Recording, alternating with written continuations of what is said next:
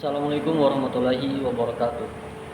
Di video kali ini saya akan menjelaskan tentang sejarah, pentingnya belajar sejarah, serta sejarah Kabupaten Gorontalo. Pengertian sejarah. Sejarah adalah cabang ilmu yang mempelajari peristiwa-peristiwa masa lalu yang penting, khususnya yang berkaitan dengan kehidupan manusia, masyarakat, dan peradaban. Sejarah bertujuan untuk memahami perkembangan peristiwa, latar belakang, penyebab, dan dampaknya terhadap kehidupan masa kini dan masa depan.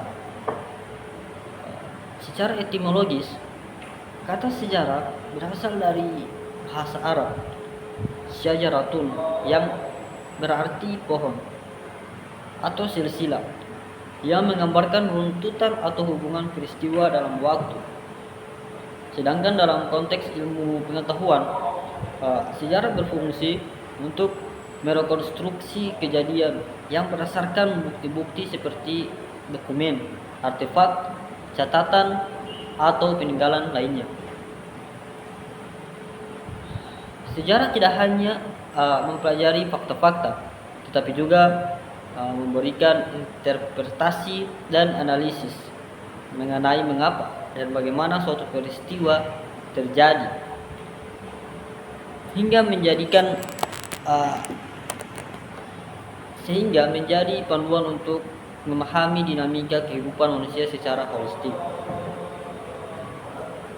Pentingnya belajar sejarah. Apa sih pentingnya belajar sejarah? Sejarah adalah kajian tentang masa lalu yang memungkinkan kita memahami asal-usul perjalanan dan perkembangan masyarakat manusia. Memahami sejarah bukan hanya sebatas mengetahui peristiwa masa lalu, tetapi dengan memahami sejarah itu akan membantu kita membangun perspektif yang lebih luas terhadap kehidupan, kebudayaan, dan peradaban. Nah, ini pentingnya belajar sejarah dapat dilihat dari berbagai aspek, mulai dari individu, sosial, hingga global. Ada beberapa alasan-alasan utama mengapa belajar sejarah itu sangat penting. Pertama, dengan belajar sejarah itu akan membuat kita dapat memahami identitas dan jati diri. Sejarah membantu individu dan masyarakat memahami asal-usul mereka. Dengan mengetahui latar belakang sejarah, seseorang dapat mengetahui identitasnya, baik sebagai individu maupun sebagai bagian dari suatu bangsa atau budaya. Misalnya, sejarah perjuangan kemerdekaan. Suatu bangsa memberikan pemahaman tentang nilai-nilai kebangsaan, seperti semangat perjuangan, solidaritas, dan cinta tanah air. Hal ini penting untuk membentuk rasa bangga dan penghargaan terhadap warisan leluhur. Yang kedua, belajar dari pengalaman masa lalu. Salah satu pelajaran utama dari sejarah adalah kemampuannya untuk memberikan wawasan tentang apa yang telah terjadi sebelumnya. Dengan memahami peristiwa masa lalu, kita dapat menghindari kesalahan yang sama di masa depan. Contohnya, konflik global seperti Perang Dunia I dan II.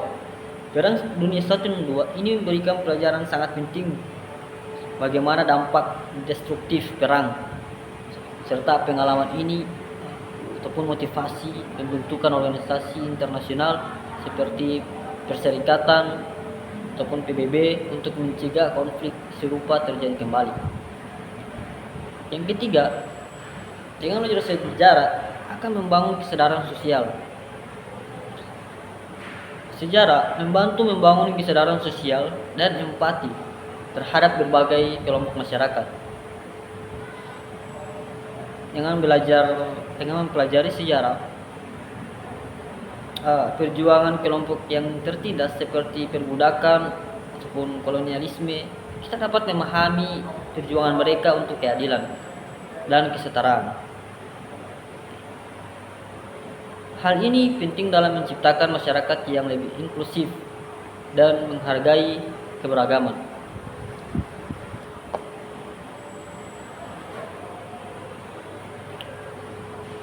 Terus yang keempat, mengembangkan kemampuan berpikir kritis. Belajar sejarah melibatkan analisis berbagai sumber informasi seperti dokumen, artefak, dan catatan tertulis. Nah, proses ini membantu kita untuk dapat mengembangkan kemampuan kita dalam berpikir kritis, seperti menganalisis sebab akibat suatu peristiwa, terus mengevaluasi kendala sumber, dan membandingkan perspektif yang berbeda. Kemampuan ini sangat relevan dalam menghadapi tantangan modern, di mana informasi seringkali tercampur dengan disinformasi. Terus yang kelima, menjadi panduan dalam pengambilan keputusan. Sejarah dapat menjadi panduan dalam pengambilan keputusan, baik di tingkat individu maupun masyarakat. Pemimpin yang memahami sejarah cenderung memiliki wawasan yang lebih baik dalam membuat keputusan strategis. Misalnya, kebijakan pembangunan ekonomi.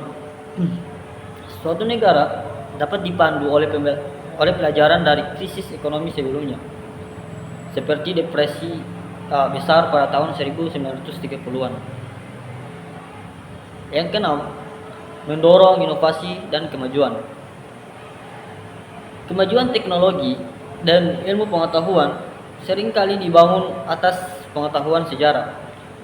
Nah, memahami sejarah, penemuan-penemuan penting seperti revolusi industri atau perkembangan ilmu kedokteran dapat menginspirasi generasi masa kini untuk menciptakan inovasi baru.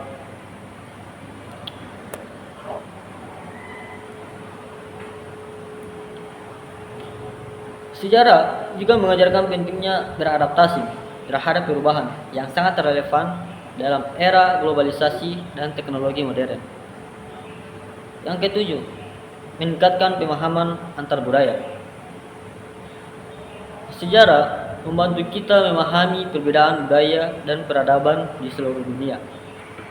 Dengan mempelajari sejarah bangsa lain, kita dapat menghargai tradisi seperti nilai-nilai, pencapaian mereka, sehingga hal ini penting untuk menciptakan hubungan antara bangsa yang harmonis dan mengurangi prasangka ataupun stereotip yang negatif. Yang ke-8, menguatkan rasa kebangsaan. Bagi suatu bangsa, sejarah adalah fondasi penting yang memperkuat rasa persatuan dan kesatuan. Mempelajari sejarah perjuangan nasional seperti kemerdekaan atau reformasi ini memberikan inspirasi untuk mempertahankan nilai-nilai kebangsaan. Di Indonesia misalnya, pemahaman tentang sejarah, Sumpah Pemuda atau proklamasi. Kemerdekaan adalah kunci dalam menjaga semangat nasionalisme di tengah tantangan globalisasi. Terus yang ke-9 itu mengatasi masa kini. Mengatasi tantangan masa kini. Banyak tantangan modern seperti perubahan iklim, konflik geopolitik, atau ketimpangan sosial yang memiliki akar sejarah yang panjang. Dengan memahami bagaimana masalah-masalah ini muncul dan berkembang, kita dapat mencari solusi yang lebih efektif. Contohnya, dengan mempelajari sejarah. Contohnya mempelajari sejarah kolonialisme. Dengan mempelajari sejarah kolonialisme dapat membantu kita memahami dinamika ketimpangan ekonomi antara negara maju dan berkembang. Terus dengan belajar sejarah itu akan meningkatkan kesadaran kita akan perubahan.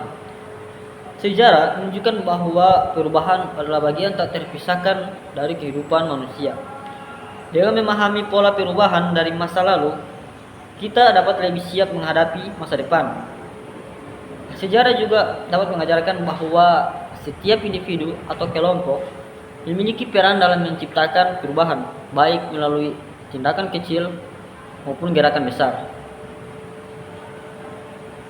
Sejarah dapat menjaga warisan budaya. Melalui sejarah, kita dapat melestarikan warisan budaya. yang menjadi bagian penting dari identitas suatu masyarakat. Situs bersejarah, tradisi, dan cerita rakyat adalah elemen penting yang perlu dijaga agar tidak punah. Dengan melestarikan warisan ini, kita memastikan bahwa generasi mendatang dapat belajar dan mengambil inspirasi darinya. Yang ke-12, membangun rasa kritis terhadap narasi dominan. Sejarah juga mengajarkan kita untuk mempertanyakan narasi dominan yang mungkin tidak sepenuhnya mencerminkan kebenaran. Misalnya, sejarah seringkali ditulis oleh pihak yang berkuasa, hingga perspektif kelompok yang tertindas dapat terabaikan. Dengan mempelajari sejarah dari berbagai sudut pandang, kita dapat memperoleh pemahaman yang lebih utuh dan adil. Menumbuhkan rasa syukur. Dengan mempelajari sejarah dengan mempelajari sejarah kita dapat lebih menghargai apa yang kita miliki saat ini. Perjuangan masa lalu untuk kebebasan, pendidikan, atau hak asasi manusia mengingatkan kita tentang pentingnya memanfaatkan kesempatan yang ada untuk kemajuan pribadi dan masyarakat. Nah, belajar sejarah bukan hanya mempelajari masa lalu, tapi juga cara kita untuk memahami diri sendiri, masyarakat, dan dunia di sekitar kita. Sejarah memberikan pelajaran berharga yang membantu kita menghadapi tantangan masa kini dan membangun masa depan yang lebih baik.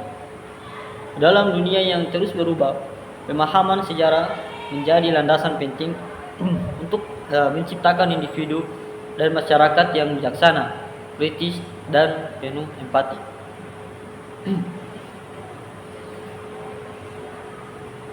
Dengan menghargai pentingnya sejarah, kita tidak hanya menjaga warisan masa lalu, tapi juga memastikan bahwa nilai-nilai yang diperjuangkan tetap relevan bagi generasi mendatang. Sejarah adalah guru kehidupan yang tak pernah usang, memberikan panduan, inspirasi, dan wawasan yang tak ternilai harganya.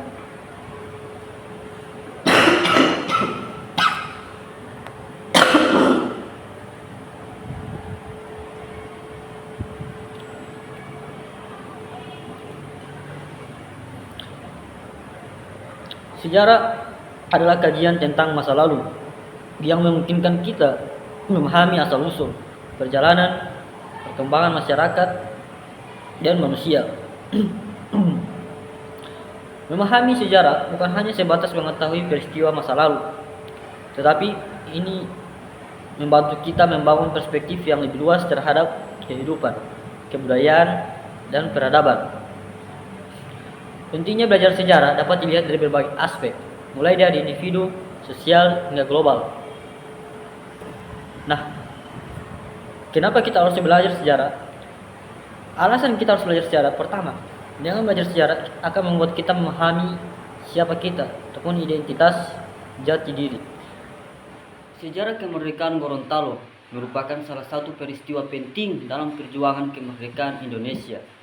Gorontalo dikenal sebagai daerah pertama yang memproklamasikan kemerdekaan dari penjajahan Belanda pada 23 Januari 1942 di bawah kepemimpinan Nani Wartabone.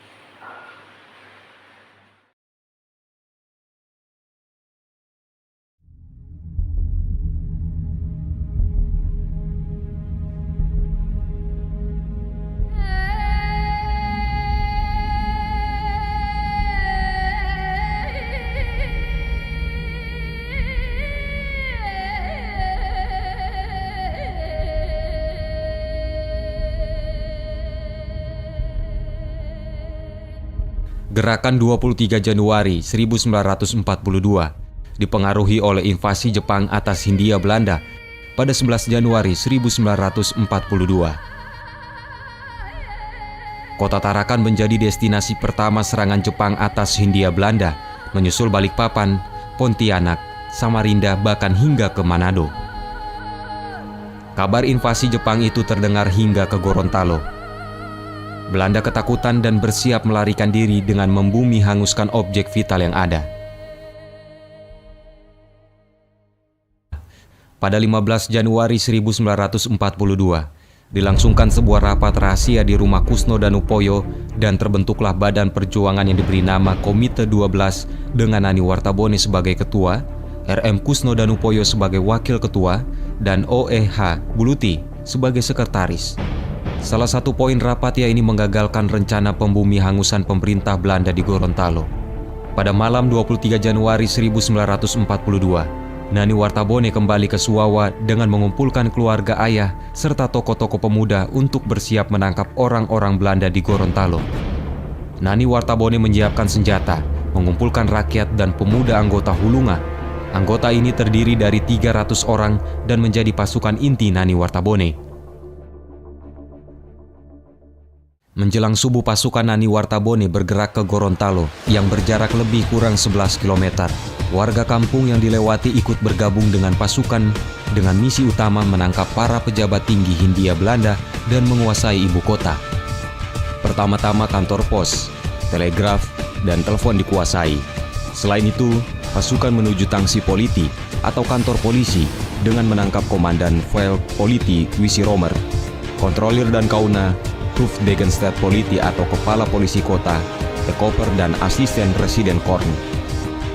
Setidaknya ada 20 orang yang ditangkap pagi itu dan digiring ke penjara. Sementara itu rakyat pribumi yang sebelumnya ditahan di dalam penjara dibebaskan.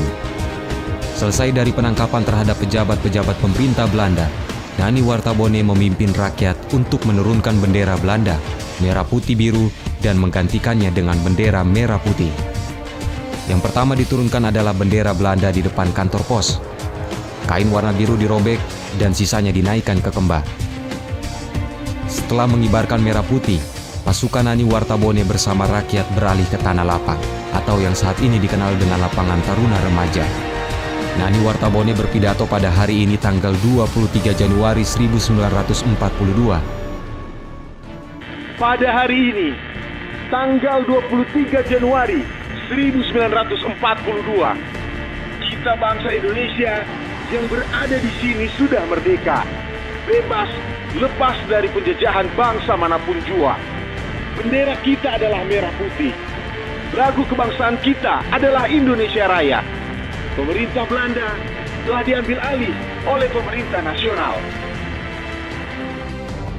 Peristiwa 23 Januari 1942 menjadi potret sifat nasionalisme dan patriotik yang sangat besar dari putra-putri Gorontalo untuk bergabung dengan negara Indonesia. Tidak heran jika peristiwa itu membuat Gorontalo diingat sebagai salah satu daerah yang memiliki peran penting dalam memberikan contoh bagi daerah-daerah lain guna merebut kemerdekaan dan kebebasannya dari penjajahan. Gorontalo menjadi salah satu daerah yang diprioritaskan untuk dikunjungi Presiden Soekarno pada 20 November 1951. Ini sebagai upaya konsolidasi persatuan dan kesatuan Indonesia, sekaligus meredam sejumlah pergolakan yang mulai muncul di beberapa daerah di Maluku dan Sulawesi pada masa itu. Presiden Soekarno pertama kali mendarat di Gorontalo pada 20 November 1951, tepatnya di Danau Limboto dengan menggunakan pesawat Catalina Amboina. Sejarah mencatat ada 3 lokasi yang dikunjungi Soekarno di Gorontalo, yaitu Tanah Lapang untuk apel akbar, Rumah Presiden Koordinator atau saat ini Rumah Dinas Wali Kota, dan gedung pertemuan yang sekarang bioskop ideal untuk bertemu dengan tokoh politik, kepala dinas, dan para pemuda setempat. Inti pidato Soekarno yang terekam berita Newsgirl pada 27 November 1951 yang pada intinya berbunyi sebagai berikut. Persatuan Indonesia dan negara nasional yang tidak hanya mengenal kemakmuran, tetapi juga keadilan sosial, negara adil dan makmur. Indonesia, atau lebih tepatnya orang Indonesia, harus menjaga kemakmurannya sendiri. Kerja, kerja, kerja adalah semboyan. Negara akan memastikan distribusi yang adil dari hasil kerja ini.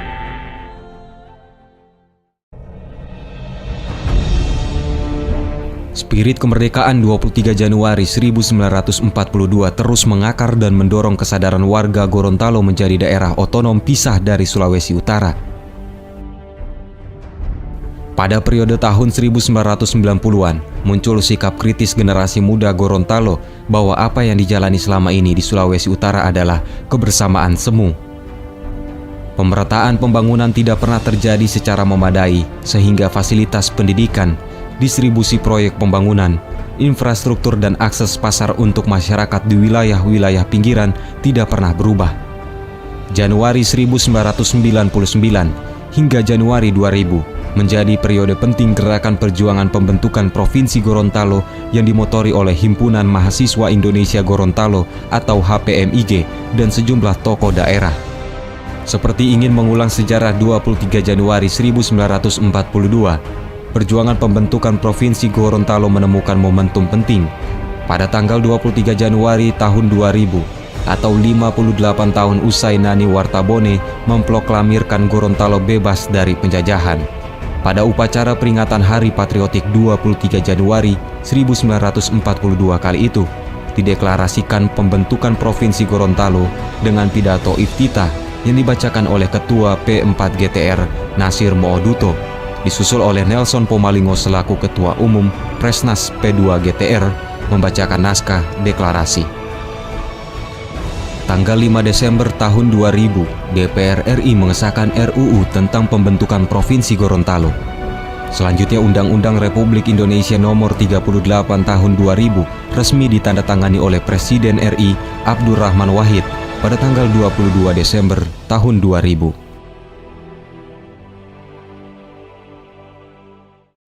16 Februari 2001, Mendagri Surjadi Sudirja meresmikan Provinsi Gorontalo dengan melakukan pembukaan peta wilayah Provinsi Gorontalo. Peresmian dibarengi dengan pelantikan pejabat Gubernur Gorontalo Dr. Andus Haji Tursandi bin Muhammad Alwi.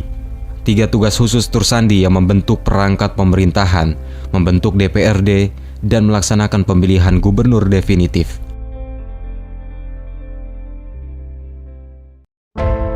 Sebagai pejabat gubernur, Tursandi Alwi sukses meletakkan dasar-dasar tata kelola pemerintahan yang baik. Ia dituntut untuk bisa mengakomodir kepentingan semua kelompok di tengah euforia pembentukan Provinsi Gorontalo. Periode pemerintahan Tursandi Alwi berjalan singkat selama 10 bulan hingga Desember 2001. Fadel Muhammad dan Gusnar Ismail menjadi gubernur dan wakil gubernur pertama Provinsi Gorontalo. Kala itu, keduanya dipilih oleh suara mayoritas di DPRD. Keduanya dilantik pada tanggal 10 Desember 2001. Sebagai kepala daerah pertama, Fadel dan Gusnar mampu menciptakan branding Gorontalo sebagai provinsi jagung di tingkat nasional. Hal lain yang terus diingat orang bagaimana keduanya fokus pada pengembangan sumber daya manusia melalui Tim Pengembangan Sumber Daya Manusia atau TPSDM. IKIP Gorontalo berubah status menjadi Universitas Negeri Gorontalo dan munculnya beragam universitas swasta tumbuh untuk mendongkrak SDM lokal. Periodisasi kepemimpinan Fadel Muhammad berlanjut pada tahun 2007 hingga tahun 2012. Namun pada 22 Oktober 2009, ia ditunjuk oleh Presiden SBY kala itu untuk menjadi Menteri Kelautan dan Perikanan. Posisinya digantikan oleh Gusnar Ismail, sang wakil. Posisi wakil gubernur dipercayakan kepada Tony Uloli yang dilantik pada tanggal 14 Juni 2010. 16 Januari 2012 atau 7 hari sebelum peringatan Hari Patriotik 23 Januari 1942, pucuk pimpinan di Provinsi Gorontalo berpindah tangan kepada duet Rusli Habibie dan Idris Rahim. Rusli Idris resmi menjadi gubernur dan wakil gubernur Gorontalo dengan mengusung visi menuju Gorontalo unggul, adil, dan sejahtera. Visi itu dijabarkan menjadi 4 program unggulan, yaitu pendidikan gratis, kesehatan gratis, pembangunan infrastruktur, dan ekonomi kerakyatan. Rusli Habibie terinspirasi hubungan politik yang mesra antara Jakarta dan Gorontalo pasca peristiwa 23 Januari 1942. Ia ingin membangun kepercayaan pemerintah pusat bahwa Gorontalo sebagai bagian dari NKRI patut mendapatkan perhatian dengan alokasi anggaran dan program dari APBN. Berpenduduk 1,2 juta jiwa dengan APBD tertinggi hanya 2 triliun rupiah, tidak membuat Rusli minder untuk menjalin relasi yang baik dengan Jakarta, bersaing dengan provinsi-provinsi lain yang lebih dulu eksis. Hubungan personal Rusli dan Presiden Joko Widodo menjadi salah satu kuncinya. Selain istri Rusli, Ida Syahida yang asal Solo, Rusli dan Jokowi pernah sama-sama menjabat gubernur sebelum Jokowi jadi presiden tahun 2014. Faktor Rusli Habibie sebagai ponakan dari Presiden RI ketiga Bahrudin Yusuf Habibie atau B.J. Habibie juga menjadi penting. B.J. Habibie menjadi tokoh yang disegani oleh presiden-presiden sesudahnya hingga ia wafat. Hasil dari relasi yang baik itu membuat pembangunan infrastruktur di Gorontalo berjalan baik. Pembangunan terminal baru Bandara Jalaluddin menjadi salah satu contohnya. Ada juga bendung Randangan, pelebaran dan pembukaan akses jalan nasional lintas utara dan selatan, serta sebagai mega proyek lainnya. Jalan Gor menjadi salah satu yang prestisius karena dinilai oleh sebagian kalangan sebagai ide yang gila. Jalan sepanjang 32 km itu dinilai mustahil bisa dikerjakan karena perencanaan keuangannya ditaksir mencapai 8 triliun rupiah. 4 kali lipat dari APBD tertinggi pemerintah Provinsi Gorontalo saat ini. Lagi-lagi peran Rusli sebagai juru lobi di tingkat pusat diuji. Proyek ini bahkan didatangi langsung oleh Presiden Jokowi pada Desember 2014 untuk peletakan batu pertama. Selanjutnya proyek ini terus didanai oleh pemerintah pusat hingga sekarang. Salah satu masalah mendasar di awal pemerintahan Rusli dan juga Idris, yaitu krisis listrik. Isu ini seolah tidak ada habisnya hingga tahun 2012. Usai Rusli Idris diumumkan menang di Mahkamah Konstitusi saat sengketa pilkada, Rusli menemui Direktur PLN untuk melobi agar PLTU Anggrek 2 kali 25 MW yang bermasalah dan akan dipindahkan pembangunannya di Sumatera agar tetap berlanjut. Pembangunan PLTU itu terus berlanjut meski pembangunannya baru rampung sekitar tahun 2018. Ada juga proyek listrik 35.000 MW yang dicanangkan Presiden Jokowi, salah satunya diresmikan di Kabupaten Pohuwato. Pembangunan Rumah Sakit Ainun Habibie juga menjadi fundamental untuk Gorontalo. Selama 12 tahun provinsi ini berdiri, pemerintah provinsi belum memiliki rumah sakit tipe B. Dengan kemampuan APBD yang minim, Rusli berupaya mencari sumber-sumber pembiayaan lain agar Rumah Sakit Ainun bisa berdiri. Tahun ini rumah sakit itu akan dibiayai melalui Program Pemulihan Ekonomi Nasional atau PEN. Momentum pendaratan pesawat Soekarno di Gorontalo pada 20 November 1951 menunjukkan bahwa Gorontalo ketika itu diperhitungkan oleh pemerintah pusat. Sebagai daerah yang pertama memproklamirkan kemerdekaannya, 3 tahun 7 bulan lebih dulu dari Republik, membuat posisi Gorontalo menjadi penting di mata Soekarno. Rusli ingin terus merawat semangat inspirasi 23 Januari 1942. Ia menilai saat ini posisi Gorontalo sangat strategis di mata pemerintah pusat. Ada 3 menteri yang secara biologis memiliki darah Gorontalo, yaitu Zainuddin Amali, Suharto Monoarfa, dan Sandiaga Uno. Ada juga nama Rumkono yang dipercayai sebagai duta besar di Bosnia Herzegovina. Selain itu ada nama Rahmat Gobel sebagai wakil ketua DPR RI dan Fadel Muhammad sebagai wakil ketua MPR RI. Keduanya dibantu oleh Ida Syahidah, Rusli Habibie, dan El Nino Mohi sebagai anggota DPR RI Dapil Gorontalo. Ada juga nama Abdurrahman Abu Bakar Bahmid, Rahmiati Jahja, dan Dewi Sartika Hemeto sebagai anggota DPD RI.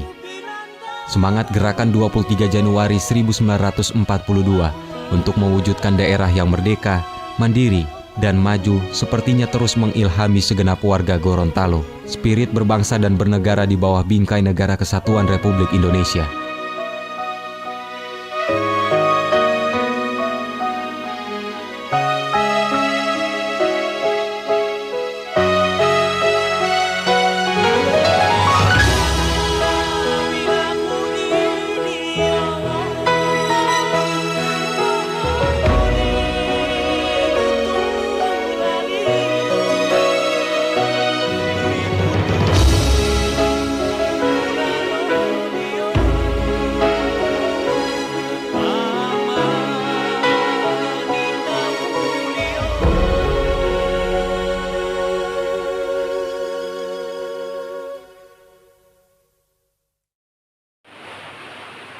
Baik, itulah penjelasan terkait sejarah, pengertian sejarah, pentingnya belajar sejarah, serta tentang sejarah Gorontalo. Sekian dari saya. Assalamualaikum warahmatullahi wabarakatuh.